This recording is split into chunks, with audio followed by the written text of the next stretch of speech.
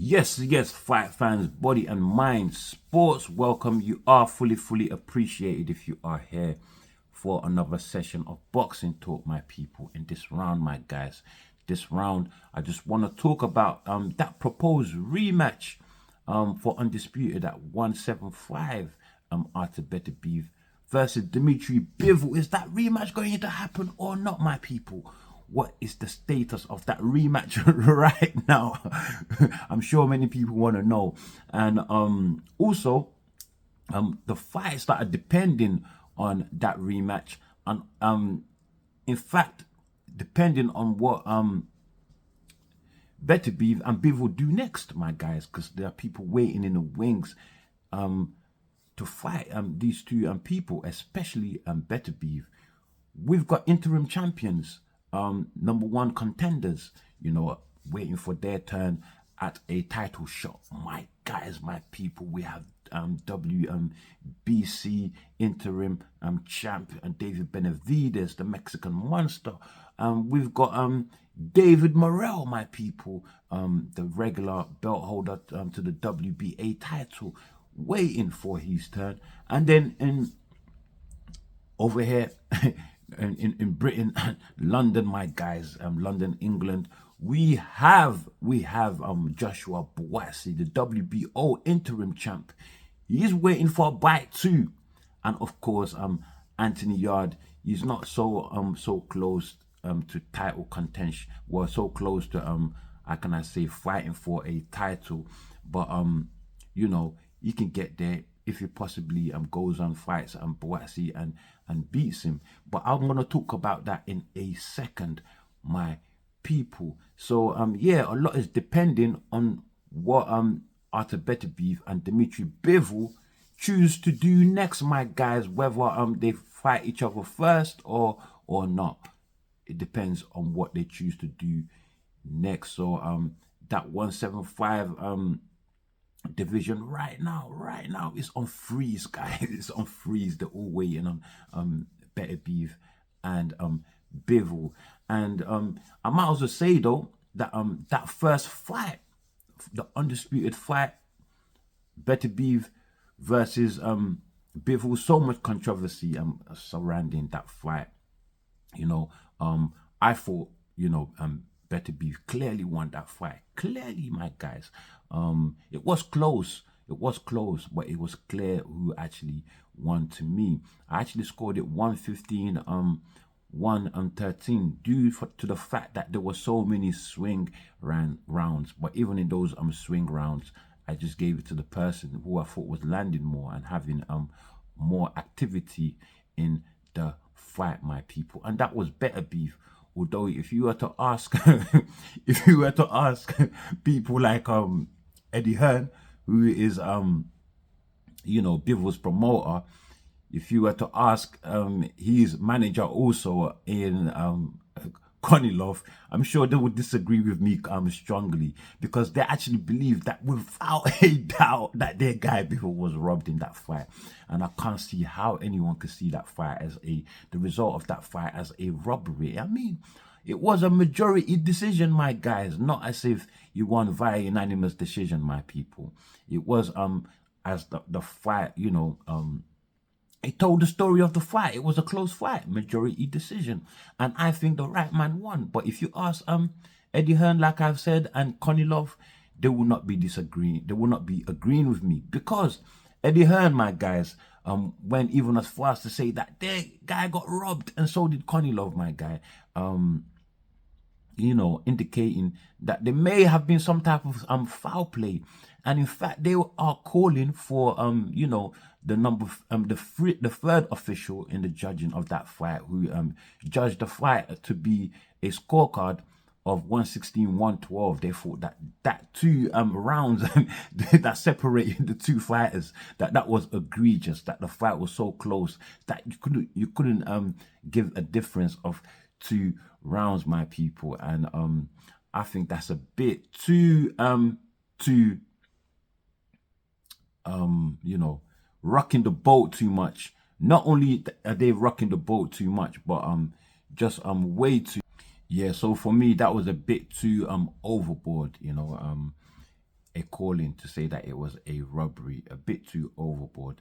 And Konilov, well, he just he went as far as even to accuse officials, sanctioning bodies and officials and promoters being too body, and he thought that was suspicious, my people. And yeah, so that was how Team Bivol overall saw the situation after the fight. They thought that their man got robbed, and so they wanted to do something about it and decided to send an appeal to all four sanctioning bodies, actually demanding an immediate rematch, an immediate, not just an immediate rematch, but an immediate, undisputed rematch, my people, between Artur Beterbiev and Bivol, my guys. But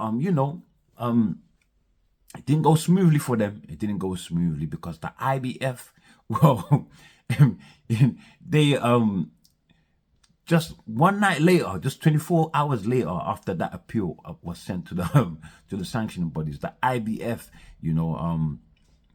raised his head, my guys, raised his head and was like, do you know what? Yeah, we actually want Beterbiev to face our mandatory challenger in Michael Eifert, my guys. So they were putting a mandatory challenger over the appeal for Beterbiev and Bivol to do it again for undisputed. So we were all in outcry over that because number one, we don't really know Michael Eifert too tough. Nobody, the boxing world fans don't really know Michael Eifert too tough. He's not a big name at all. If anything, very local, possibly even in Germany, because that's where he's from. He's German, my guys, and he's only had 13 fights. He's claimed to this interim position, the IBF interim position, is beating an old Jean Pascal, my guys, an old Jean Pascal. That's the only significant victory on his record. All the other names, you don't know who they are. So you can't really tell whether he's even that good. And Jean Pascal, I believe, was the only, I think the only 12th round scheduled fight he'd been in. Even that, not that many more than just one, maybe two maximum. But yeah, the Michael Eifert's record, his resume, is not speaking loud at all as deserving of even an interim title, my people. Let alone fight for the undisputed, go ahead of Dmitry Bivol's rematch, which we are all calling for, by the way, and fight for the undisputed title. Because when he fights Beterbiev, as a mandatory, as an IBF mandatory, he's not only fighting for the IBF title, my people. He's fighting for the entire, undisputed status. So that's what I think is a bit off. First, undisputed status is supposed to be built up. It's supposed to be big for you to be, giving someone with a known name that kind of opportunity. And I believe they could wait. Michael Eifert's still young. I'm 26 years old, my people. So he does have quite some way to go, I think. But and we were all of the opinion, most media channels, myself, I was of the opinion that, you know what, yeah, the IBF is not gonna soften their stance on this. But hey, we were proved wrong once again, because here comes the IBF, just coming along now saying, hey guys, take it easy. Do you know what? Yeah, since the two fighters want to fight each other that much, we could give an exception. We could give an exception to Beterbiev in this case to to go around Michael Eifert. So that means Michael Eifert stepping aside, my guys. And so go around Michael Eifert and do your rematch, do your undisputed rematch with Dmitry Bivol. So that is the stance of the IBF right now. They are willing to give an exception for Beterbiev to go ahead and fight Bivol. my guys, my people. But that having been said though, there has also been talks, actually the opinion of Bob Arum of Top Rank, very very is a veteran promoter, my guys, a veteran promoter, promoted the likes of Muhammad Ali, Floyd Mayweather, Terence Bud Crawford, um, you name it, my guys. So Manny Pacquiao, yeah. So he revealed, he said that Bivol and after Beterbiev undisputed rematch may not happen, my guys, and even if it does, my people, even if it does, well, it may not happen as soon as is being prescribed, my guys. That is going to happen February or January. According to Bob Arum, we may not get that rematch at all until October of 2025. His reasoning behind that is that Riyadh season actually starts in October and finishes in February, and therefore not enough time for Artur Beterbiev and Dmitry Bivol to make it happen in time. So they will have to meet the next Riyadh season in order to make the fight happen, that rematch, if it does happen. Not only that, my guys, not only that, my people, but that Riyadh season, well, somebody did well, because if you look at it, why should it happen in Riyadh season between October to February? Why? I mean, Riyadh season has already put on events outside of Riyadh season before. If you think about it, they've put on 2 events outside of Riyadh season. They've done the Crawford Madrimov, that was in August, July, I believe. August, yeah, that was in August. And then we also had Anthony Joshua, Daniel Dubois, that was in September, my guys, September the 21st, and that was in London, Wembley Stadium. Two big fights they've done already outside of Saudi Arabia, my guys. So according to Bob Arum, that won't be happening anymore, my people. Riyadh season from now going forward will not be holding any more events outside of Saudi Arabia, my people, because the powers that be, the powers that be in boxing, yeah, the upper people, the people that act like they're gods, well, they have decided that Turki Al Sheikhi no longer does events outside of Saudi Arabia, my guys. So they're not too happy with Turki Al Sheikh doing events outside of Saudi Arabia. Not only that, but they're not happy with Turki Al Sheikh doing events outside of Riyadh season. So outside of October and from outside of October to February, that timeline there, they're not happy with Turki Al Sheikh doing events out of that time period, my guys, which is Riyadh season, my people.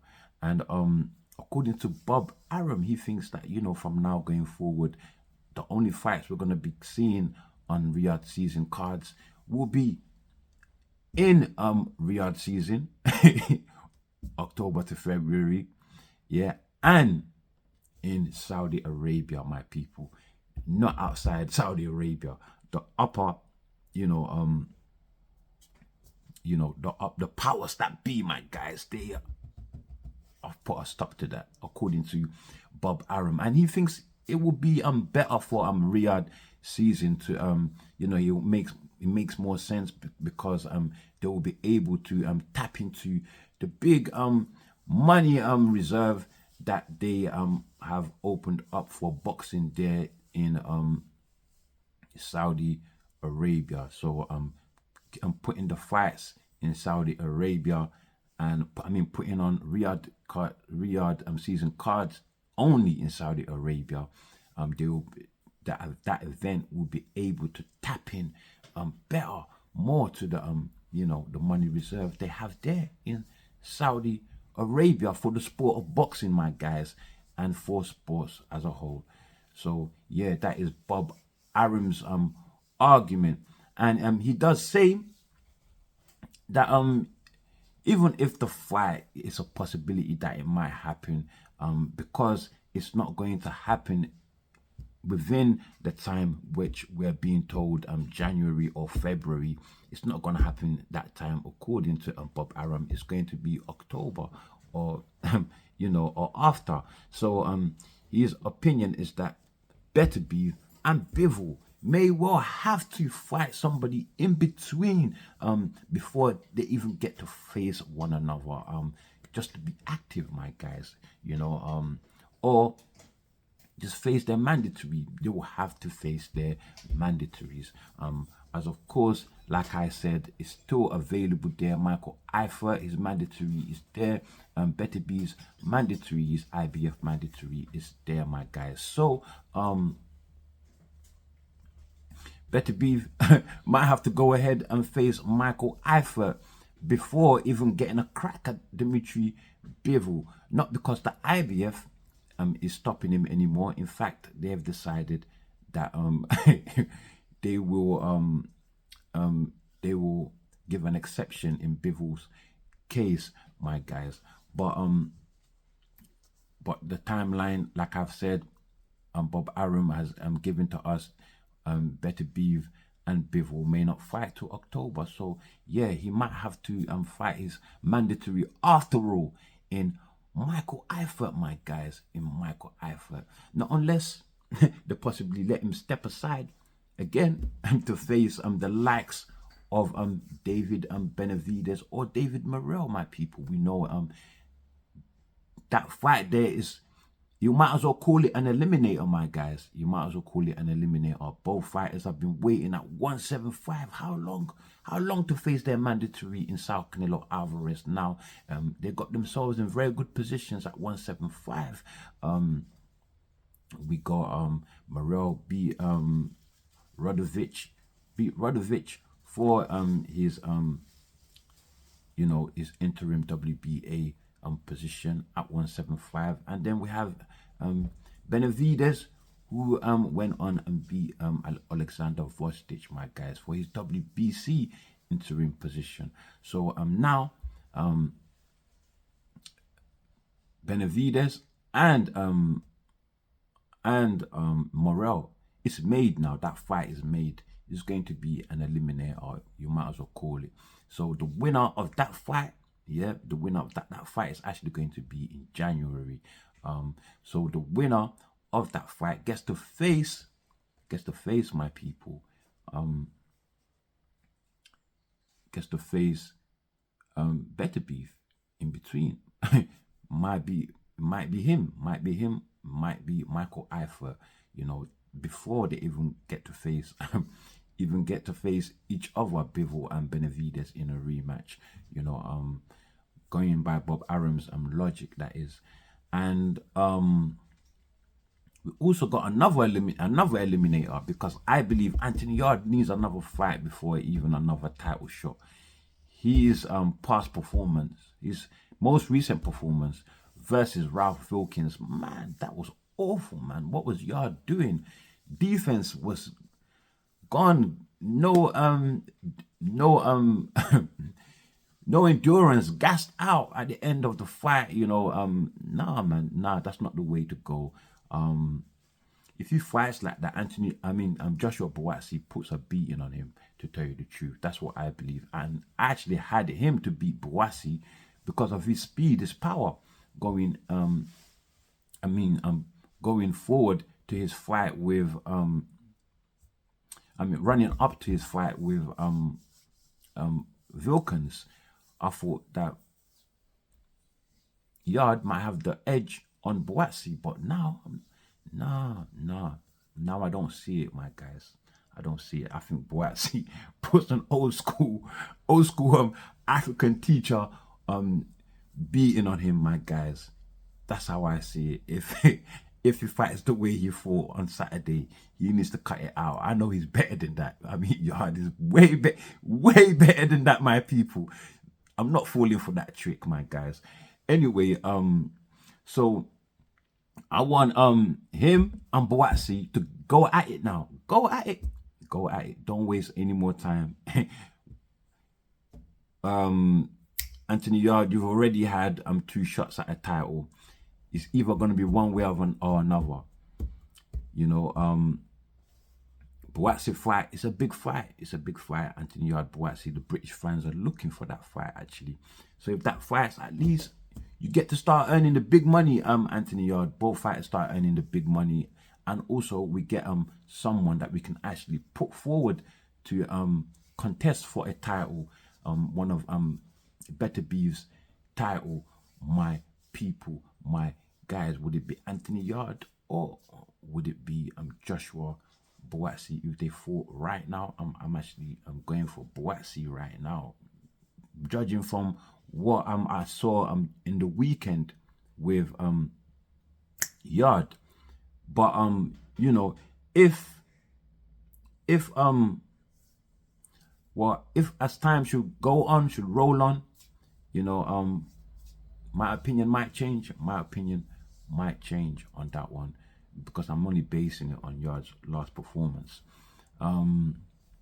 Yeah, but then again, so we have the winner of David Benavidez and Morel, and the winner of Joshua Boatsi. If that they should go on to fight one another, that is that could actually face Beterbiev or Bivol next, my guys. Who knows? You know, maybe the loser faces Bivol, the loser of each matchup face Bivol, and the winners, well, Beterbiev can choose from the two who he wants to face next. You know, because Benavidez Beterbiev initially, he was saying that after undisputed at 175, he may move up to cruiserweight. My guys, the big boys, cruiserweight, go there and punish a few guys out there, grab a belt or two, or possibly maybe it could have become undisputed again, my guys. I think if he goes in that division, he rules. That's what I believe. You know, yeah, but you know, his coach John Scully has in fact come out to say that there is really nothing for them at cruiserweight, my guys. They don't really know the names there, so they're going to stay at 175 for now. They have a lot of work to do, and it's true. They have a lot of work to do. You got that your IBF mandatory IFA, and then you got interim champions, WBC interim champion David Benavidez, WBA challenger #1 contender Morel, and then you got Joshua Boatsi, WBO. So yeah, my guys, there's a lot of work there, and they're all big fights. Benavidez is a big fight. Morel will build up to be a great fight. If he comes up and beats Benavidez in January, fans will be calling for him to face Beterbiev. Trust me, who is the champion right now, my guys. And also John Scully, they have you know, looked at possible fights. They looked at mostly Benavidez and Boatsi. They say Benavidez would be a great fight, and Boatsi is a very strong, physically strong individual, and they're looking to fight him too. But as for now, they're not looking at cruiserweight. The only other option they might have as well, though, apart from, you know, contenders in the light heavyweight division, there's also one name at 168, and that is Sal Canelo Alvarez. Well, I don't know if you guys remember, but if you pull up some interviews from about 5 years ago, That was the time when, close enough to the time when Canelo was going up against Kovalev for a title there. Well, if you cast your mind back, or if you can dig YouTube and go back, you will see it definitely. Canelo, before he fought Kovalev and after fighting Kovalev, he said that the initial person that he wanted to face was actually Artur Beterbiev, that he wanted Artur Beterbiev. And however, though, Beterbiev and himself couldn't happen because Beterbiev was preoccupied with another fight at the time. But from what I remember, Beterbiev was calling out Sao Canelo Alvarez too at that time, my guys. We do know now though that Canelo has no intention of fighting Artur Beterbiev at all at 175. The only title that he wants, the only name that he wants there was, of course, Dimitri Bivol, if he were to become undisputed. But he didn't win that fight. So is that fight with Bivol and Canelo still on? Because as we know, Bivol did beat Sao Canelo Alvarez, so he has that fight there to avenge, my guys, my people. But Sao Canelo Alvarez, he at this moment, like I said, has shown no interest in going against Beterbiev, who happened to win the undisputed fight. So is he going to wait until the rematch? Because he needs another fight right now. He needs another fight, going forward. Not unless he waits, until May. We know he always fights in May, Sao Canelo Alvarez. So yeah, he's definitely going to need an opponent for May. Who is that going to be? I don't know, because I know Artur Beterbiev 100% does not want to fight Sao Canelo Alvarez. So regardless of whether Canelo wants to fight him in the end or not, it doesn't really matter, because Bivol has said not under any circumstances willing to Beterbiev has said no, not under any circumstances is he willing to fight Sao Canelo Alvarez. He's not going to fight somebody that's a weight class below him. Bivol, on the other hand, has said that he's given plenty opportunity for Sao Canelo Alvarez to fight. Just over a year ago, he's given him plenty opportunities, my people. Even proposed that he should step down to 168 and fight Sao Canelo Alvarez for his titles. That would be an easier fight, of course. Bivol will have to drain himself, and Sao Canelo Alvarez would be more closer to his natural weight, 168, where he's most comfortable at. But Sao Canelo Alvarez, he turned that down also, deciding to wait for the winner of Bivol and Beterbiev. And now there's a situation where Bivol is not the winner. So yeah, that is the situation right now, my people, my guys. So as the undisputed, let me just make it clear for you guys. That undisputed rematch is, it's not certain. It's not certain just yet. It's not certain. Although Turki Al Sheikh has said that it may happen in February. I think it said January or February, but it might happen in early 2025.